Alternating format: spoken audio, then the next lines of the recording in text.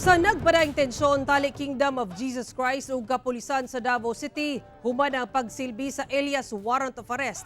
Batok ang Pastor Apollo Kibuloy ug upat pa ka co-accused. Pipila ka mga miyembro sa KOJC ang gidakop karong hapon lang.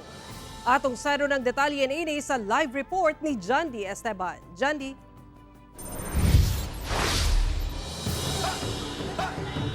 Sara, kalmado na ang sitwasyon dinhi sa atbang sa KOJC compound sa Carlos P. Garcia Highway. Gani sa inyo makita sa akong likod, hinay-hinay na nga gipanghipos sa kapulisan ang mga nakababag nga mga butang sama sa mga monoblock chairs o katong mga istruktura nga ilahang gimuntar o hinahinay na nilang gipadaplin ang mga nakababag nga mga sakyanan ug nakuha na po nila ang crane nga nakababag usab dinhi sa portion sa Carlos P. Garcia Highway.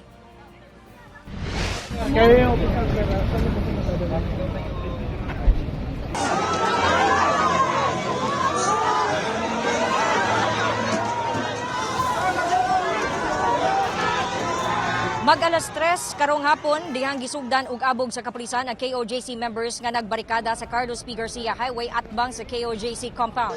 Una niini nagpasidaan ang kapulisan og tulo ka warning nga tanggalon nila ang mga nakababag apan human ang ultimatum didto na gisugdan ang dispersal.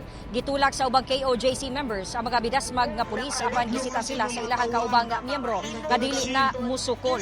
Ang mga tiguang igo na lang sa paghilak. Sa laing anggulo dunay mga gipangbira o gipangguyod ug giaresto ang kapulisan nga KOJC members tungod duna matud pa kini o nagmagahi matud pa kini og dunay mga gipangbato sama sa mga monoblock chairs. Dunay mga naglupad nga bangko ug botilya. Ang ubang nagbagahi nga KOJC members gipangbudalan sa kapulisan. Sumala sa atong nahinabi sa usa sa mga naarestong miyembro, wala matud pa sila nanukol apan pungsanon gihapon daw silang gipangdakop. Sa bahin sa kapulisan, nagpatuman ra daw sila sa balaod.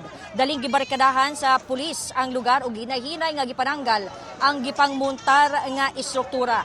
Daan ang giingon ni Attorney Israelito Torion, ang KOJC Legal Counsel, sa nga legal ang demonstration kay kini gihimo matud pa in a state of necessity ilawom sa civil code kay dili matud pa paminawon ug undangon sa kapulisan ang illegal nga paggalugad sa propiedad sa KOJC.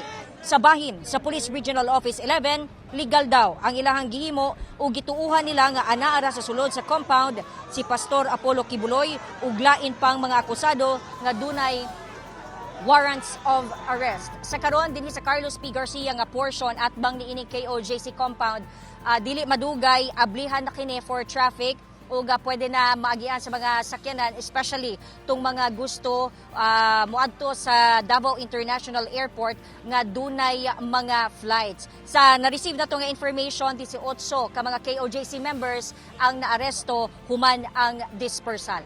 Sara. Okay, daghang salamat, Jandy Esteban.